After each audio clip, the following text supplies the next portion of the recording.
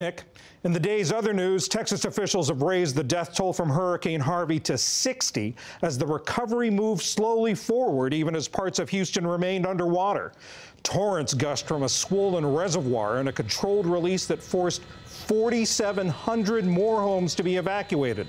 The top elected official in Harris County, which includes Houston, said the hard work is just beginning. Storm's been dealt with, but if 2 weeks from now people still have debris and they don't have a sense that it's going to be picked up, if they don't have a sense that they're going to have housing, if they don't have a sense that all levels of government are working together to bring them relief, then all these warm, fuzzy feelings we have today are going to be gone. Elsewhere, officials lifted an evacuation order around a wrecked chemical plant outside Houston. And leaders in the House and Representatives set a vote for Wednesday on a disaster aid bill totaling $7.9 billion. Meanwhile, Hurricane Irma grew into a dangerous Category 4 storm with sustained winds of 130 miles an hour and still growing. Satellite images today showed the storm's advance. The governors of Florida and Puerto Rico declared emergencies. The storm is expected to pass close to the Leeward Islands tomorrow night before moving toward Puerto Rico and possibly South Florida by the weekend. Rain and cooler temperatures are helping firefighters in Los Angeles battle the largest blaze in city history. The fire has been burning since Friday and has swept through nearly 6,000 acres.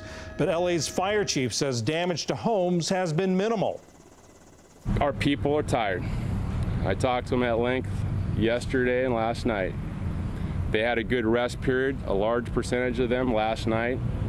And that's a good sign. As long as the weather continues to cooperate, I am very confident and convinced we'll be fine.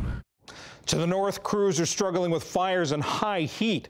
At Yosemite National Park today, high wind pushed a fire into a grove of giant sequoia trees that are 2,700 years old.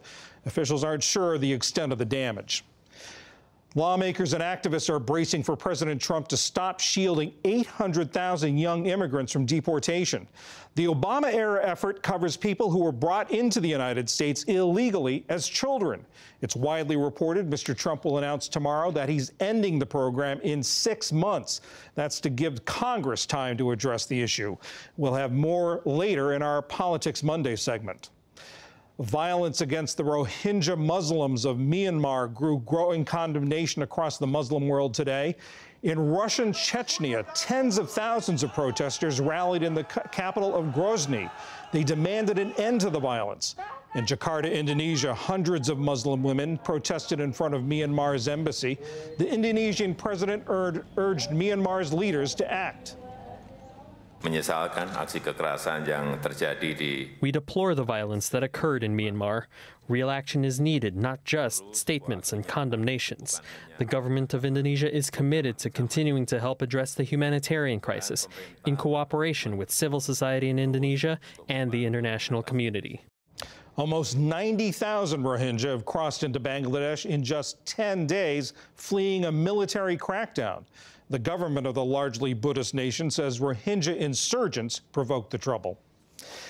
And the Electoral Commission in Kenya has set October 17th to rerun the presidential election. President Uhuru Kenyatta was declared the winner over opposition leader Raila Odinga in the August 8th vote. Last week, the country's Supreme Court nullified the results, citing irregularities.